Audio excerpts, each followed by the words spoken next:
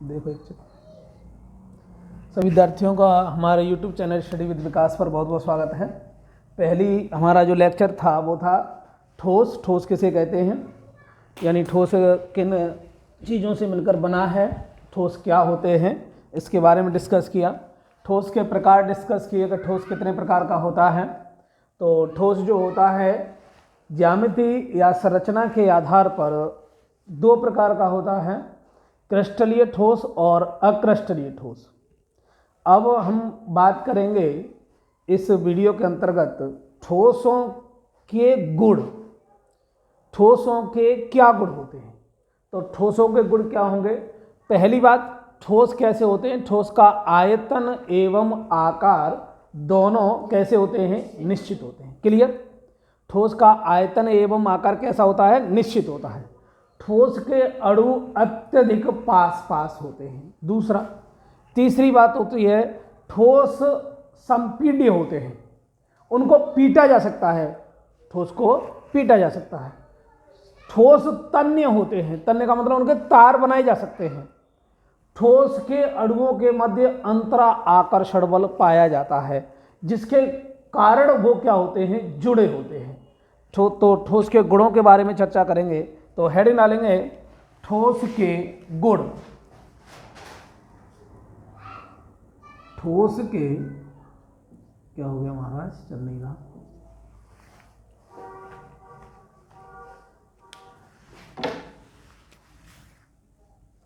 ठोस के गुण। तो ठोस के गुण नंबर 1 है ठोस पदार्थ का आयतन एवं आकार। ठोस पदार्थ का आयतन एवं आकार दोनों निश्चित होते हैं। दोनों निश्चित होते हैं। पहला नंबर, ये तो आप जानते हो ठोस का आयतन और आकार दोनों कैसे होंगे, निश्चित होंगे। निश्चित होते क्यों हैं, क्योंकि उनके जो अणु होते हैं आपस में क्या रहते हैं, एक दूसरे से जुड़े रहते हैं, वो हटते नहीं है। इसलिए ठोसों का आयतन, हमने मान लीजिए 1 kg कोई आटा लिया तो वो 1 kg ही रहेगा। 1 kg जितने 1 kg के पात्र में आता है उतने ही पात्र में आएगा। ऐसा नहीं है कि हम पात्र कोई दूसरा ले लें तो दूसरे में भी 1 kg में जितना बनता है उतने ही उस जगह को घेरेगा। ठीक है। तो इस तरह से जो है ठोस का जो आयतन होता है और आकार होता है दोनों कैसे होते हैं, निश्चित होते हैं। इसके बाद दूसरी आती है ठोस दृढ़ होते हैं। दूसरा नंबर है ठोस दृढ़ होते हैं। दृढ़ का मतलब जानती हो, मजबूत। ठोस कोई भी पदार्थ है, जितने भी ठोस हैं आपने देखा होगा, लोहा होता है तो कैसा होता है, दृढ़ होता है। एक बात याद रखेंगे, लोहे को दृढ़ बनाया जाता है, मजबूत किया जाता है। उसमें 0.04% कार्बन मिलाई जाती है और कार्बन मिलाकर के लोहे को क्या कर दिया जाता है, मजबूत कर दिया जाता है, यानी कठोर कर दिया जाता है। तो आप लोग इस बात का ध्यान रखेंगे, क्योंकि यहाँ पर पूछा जाता है लोहा कठोर क्यों है, लोहे को कठोर कैसे बनाया जाता है। तो लोहे को कठोर कार्बन की कुछ मात्रा मिला करके क्या किया जाता है, तैयार किया जाता है। ठीक है। तब वो कैसा होता है, उसके अणु क्या हो जाते हैं, कठोर हो जाते हैं। इसके बाद है ये संपीड्य होता है। तीसरा नंबर, ठोस कैसे होते हैं, ठोस पदार्थ संपीड्य होते हैं। संपीड्य होते हैं,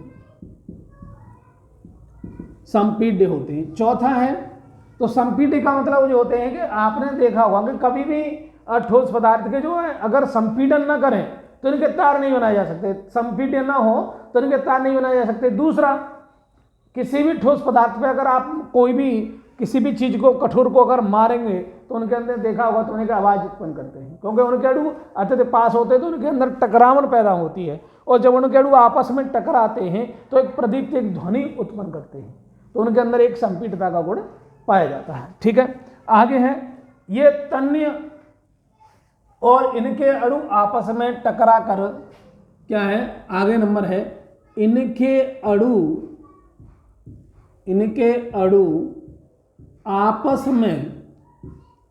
आपस में टकराकर ध्वनि उत्पन्न करते हैं। अच्छा ये बताइए, जब ठोस के अणु जो होते हैं, जब आप किसी को मारेंगे, मान लीजिए मैंने यही इसमें मारा, ध्वनि उत्पन्न हुई। ध्वनि तब उत्पन्न हुई जब इनके अणुओं के मध्य क्या हुआ, टक्कर होने लगी। उनके अणुओं के मध्य जो आपसी टक्कर हुई, तो आपसी टक्कर से इनमें क्या हुआ, क्योंकि इनके मध्य रिक्त स्थान है नहीं, जब इनके अणुओं के मध्य रिक्त स्थान नहीं है, रिक्त स्थान होता तो इनके अणु एक दूसरे की जगह पर चिपक जाते, एक दूसरे की जगह पर क्या हो जाते, सेट हो जाते, तो वो ध्वनि नहीं करते, उनको स्थान मिल जाता तो वो ध्वनि नहीं करते। यहाँ हमने जैसे इस पर दाब मारा, जब इसको टच किया तो टच करने से इनके अणु आपस में टकराने, और जब आपस में टकराने तो आपस में टकराने से इनके मध्य क्या उत्पन्न होने लगी, ध्वनि उत्पन्न होने लगी, तभी इन्होंने ध्वनि दी। जब तक ये अणु आपस में नहीं टकराएंगे तो ये ध्वनि नहीं करेंगे। जैसे मान लीजिए कोई भी चीज़ है, गुब्बारा ले लीजिए, गुब्बारे को आप फुला लीजिए, उसको दबाइए, तो क्यों, गुब्बारे में गैस भरी हुई है, और गुब्बारे में गैस भरी हुई है तो गैस के अणुओं के मध्य क्या होता है, स्थान दूर दूर होता है, गैस के अणुओं के मध्य क्या होता है, दूरियां होती हैं, अंतराकर्षण बल कम होता है उनके अणुओं के मध्य, तो रिक्त स्थान होता है।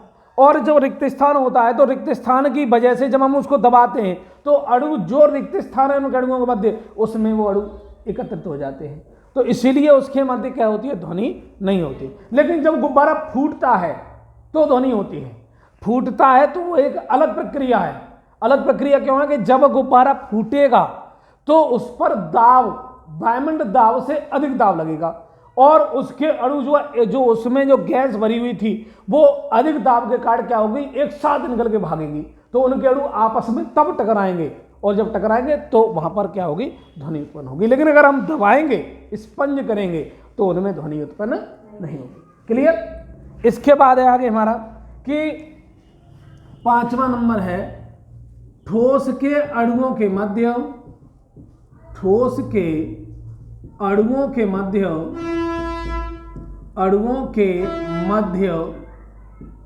अंतरा आकर्षण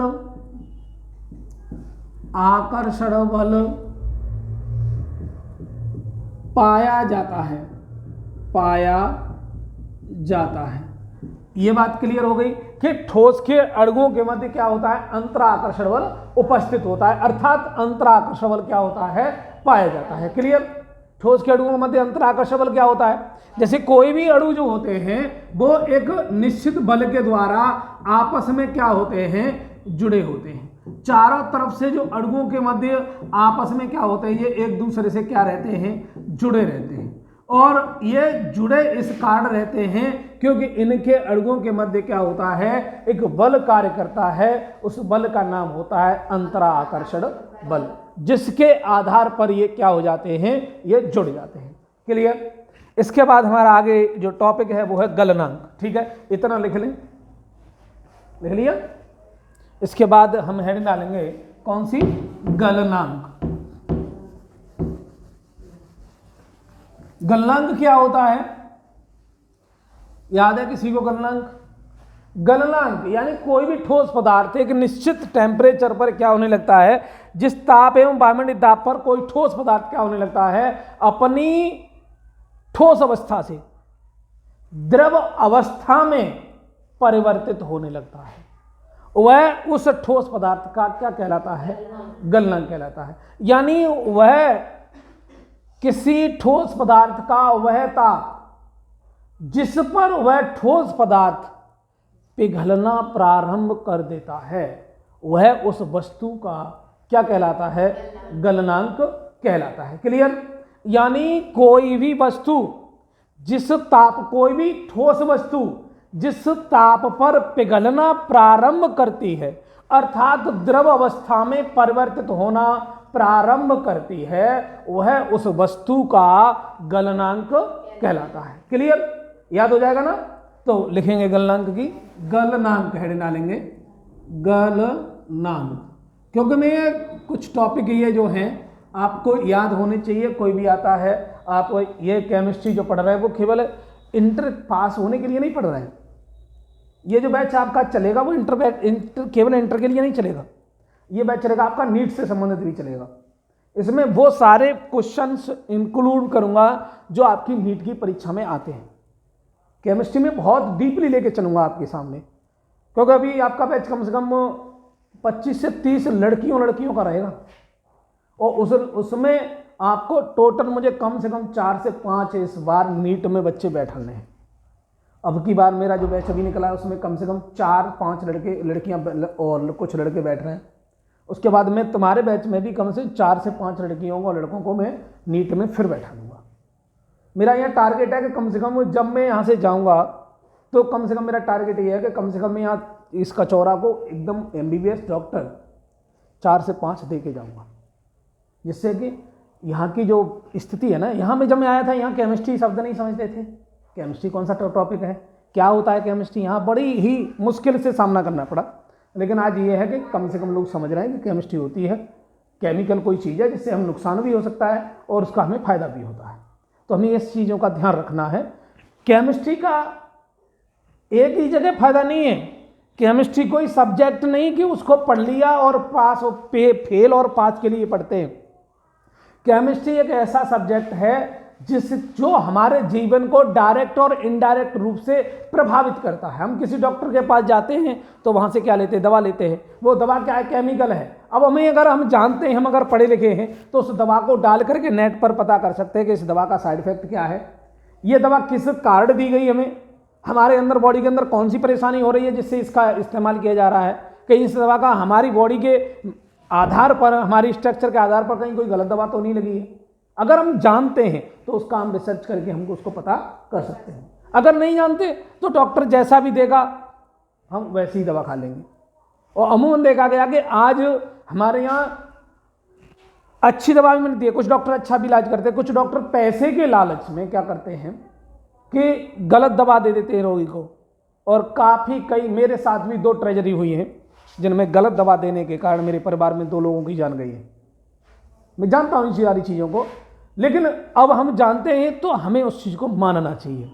हमें इसलिए हमें केमिस्ट्री पढ़नी चाहिए, हमें उस चीज़ की जानकारी रखनी चाहिए जिससे कि लोगों को ज़्यादा से ज़्यादा पता चले और वो इसका इस्तेमाल जब भी करें तो एक सोच समझ करके, और किसी भी केमिकल का इस्तेमाल आप कम से कम समय के लिए करें। पेन किलर अगर आपको नॉर्मली मैंने देखा है कि गांव में अगर किसी को अगर सिर में दर्द नॉर्मली होने लगा तो वो क्या करने लगते हैं कि वो तुरंत जाते हैं और पेन किलर दवा ले लेते हैं। हमें ऐसा नहीं करना है। कुछ घरेलू नुस्खे होते हैं उनके द्वारा भी पेन किलर, पहले मान लीजिए कि पहले जब ये पेन किलर नहीं थे हमारे पास, आयुर्वेदिक दवा चलती थी, तो हम क्या आयुर्वेदिक का इस्तेमाल नहीं करते थे? क्या उससे ठीक नहीं होते थे? क्या बुखार की उतारने के लिए क्या पैरासीटामोल ही पहले थी? नहीं थी, लेकिन वो तब भी बुखार उतरता था, तब भी लोगों का इलाज होता था। लेकिन हमें कुछ तो ऐसा करना है, अपने को ज़्यादा से ज़्यादा केमिकल से अपनी बॉडी को बचा के रखना है। देखिए, जब ज़्यादा समस्या हो जाती है तो हमें केमिकल का सहारा लेना है, लेकिन हर समय एक निश्चित समय में लेना है, हैवी डोज नहीं लेनी है। इसलिए हमें इस बात का ध्यान रखना है। केमिस्ट्री को हमें केवल केमिस्ट्री के लहजे से नहीं पढ़ना है, हमें केमिस्ट्री को एक अपने बॉडी, अपने परिवार को, अपने रिश्तेदारों को बचाने के हिसाब से भी पढ़ना है। तो आगे हमारा गलनांक। अब गलनांक होता क्या है? जिस ताप एवं वायु, इसकी परिभाषा लिखेंगे, जिस ताप एवं वायुमंडल दाब पर, वायुमंडल दाब पर, वायुमंडल दाब पर कोई ठोस पदार्थ, कोई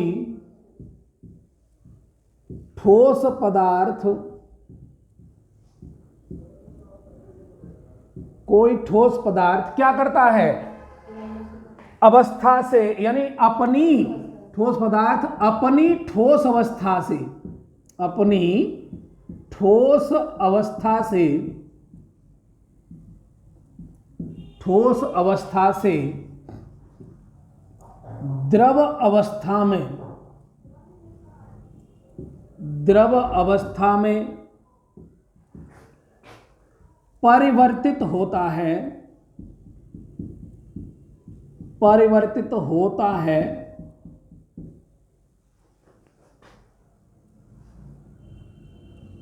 वह जिस ताप पर परिवर्तित होता है, वह जिस ताप पर परिवर्तित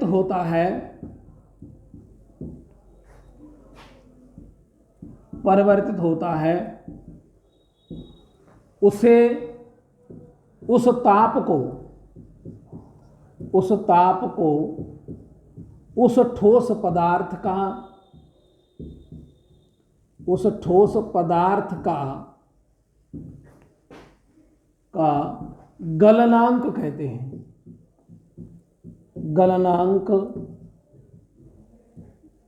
हैं। ये थोड़ी बड़ी परिभाषा हो गई, दूसरी भी परिभाषा लगा दूंगा मैं, या आप ऐसे याद कर लें, जब कोई ठोस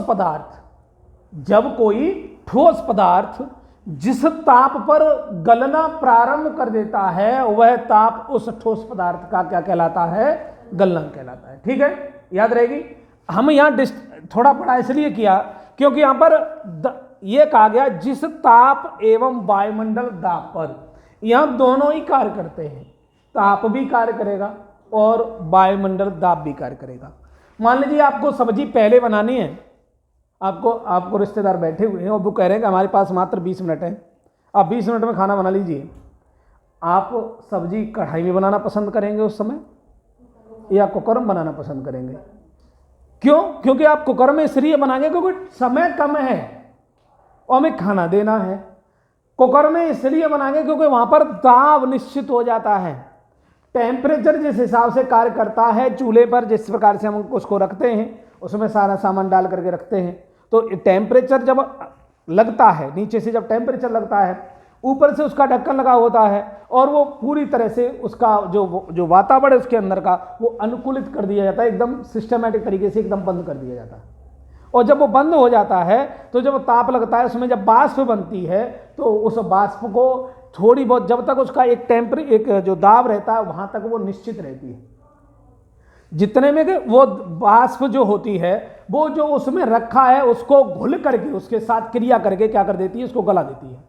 और जब वो गल जाता है तो वाष्प का जब टेम्परेचर ज़्यादा होने लगता है, जब दाब ज़्यादा होने लगता है, तो कहते हैं उसमें लगी होती है, एक ढिमरी लगी होती है, जैसे सीटी बोलते हैं, और सीटी के रूप में फिर देने लगती है, उससे हम अंदाजा लगा लेते हैं कि हमारी सब्जी जो है बन गई। ठीक है, तो हम कम समय अगर हमें यूज करना है तो इसलिए यहां पर क्या लगा है, जिस ताप एवं वायुमंडल दाब पर, ताप भी हो और वायुमंडल दाब भी हो। जब तक ताप और वायुमंडल दाब दोनों नहीं होंगे तब तक हम किसी भी चीज को पिघला नहीं सकते।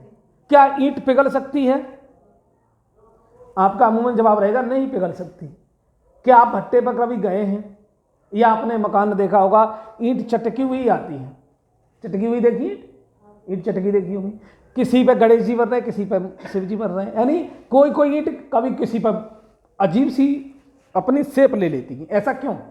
अजीब सी शेप इसलिए हो जाती है कि जब वहाँ टेम्परेचर ज़्यादा हो जाता है तो ईंट में जो मिट्टी के अणु हैं वो गर्म होकर के अपना स्थान क्या करने लगते हैं, छोड़ देते हैं, क्योंकि हल्के होते हैं और हल्के होंगे तो उनके मध्य अंतराकाश बल धीरे धीरे छीड़ होने लगेगा, अणु क्या होने लगेंगे, जहाँ उनको जगह मिलेगी वहाँ वो चिपकने लगेंगे।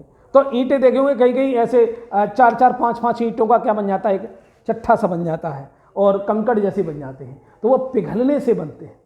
ऐसी ईंटें उनके अंदर रखी नहीं जाती। ईंटें तो जो साधारण बन रही है ना वही रखी जाती हैं, वो क्या होती हैं, अधिक टेम्परेचर और दाब के कारण वो ऐसी हो जाती है। ठीक है, तो ईंट यानी वहाँ टेम्परेचर और दाब निश्चित किया जाता है, तो आसानी से हम किसी चीज़ को पका सकते हैं, आसानी से पका सकते हैं। अगर टेम्परेचर और हम क्या किया, हमने एक भगोना बड़ा सा रखा, उसको ढका नहीं, उसमें सब्जी रख दी, तो वो समय अधिक लेगी। क्यों? क्योंकि वो वातावरण से क्रिया कर रहा है, वहां पर वायुमंडलीय जो दाब है वो निश्चित नहीं है। आग तो बराबर चलती रही लेकिन वायुमंडलीय जो दाब था वो निश्चित नहीं था, इसीलिए जो भगोना है उसके अंदर अगर खाना बनाएंगे तो समय अधिक लगेगा, और अगर कुकर के अंदर खाना बनाएंगे तो समय कम लगेगा। ठीक है, तो कोई भी ठोस पदार्थ अपनी निश्चित गलनांक, एक टेम्परेचर होता है, हर ठोस पदार्थ का एक निश्चित टेम्परेचर होता है। यहां से एक आपको बात समझ में आई होगी कि जितनी भी ठोस वस्तुएं होती हैं उनका एक निश्चित मेल्टिंग पॉइंट होगा, एक निश्चित गलनांक होगा, और उसी गलनांक पर वो क्या होंगी, गलेंगी। ठीक है, तो यानी अर्थात एक बात समझ में आई कि जितनी भी धातुएं होती हैं या जितनी भी धातु होती हैं उनका एक निश्चित गलनांक होता है। बात समझ में आ गई? तो यहां से अगर पॉइंट बनेगा तो क्या बनेगा कि धातुओं के गलनांक कैसे होते हैं, धातुओं के गलनांक कैसे होंगे, निश्चित होते हैं। हर धातु का अपना अलग गलनांक पॉइंट होगा, और वही उस गलनांक पॉइंट पर ही वह धातु क्या होगी, पिघलना प्रारंभ होगी। बात क्लियर? बताइए, कोई दिक्कत? नेक्स्ट बढ़े, आगे बढ़े, ये पॉइंट समझ में आ गया। नेक्स्ट आगे बढ़ेंगे तो अब है डालेंगे क्वथनांक। क्वथनांक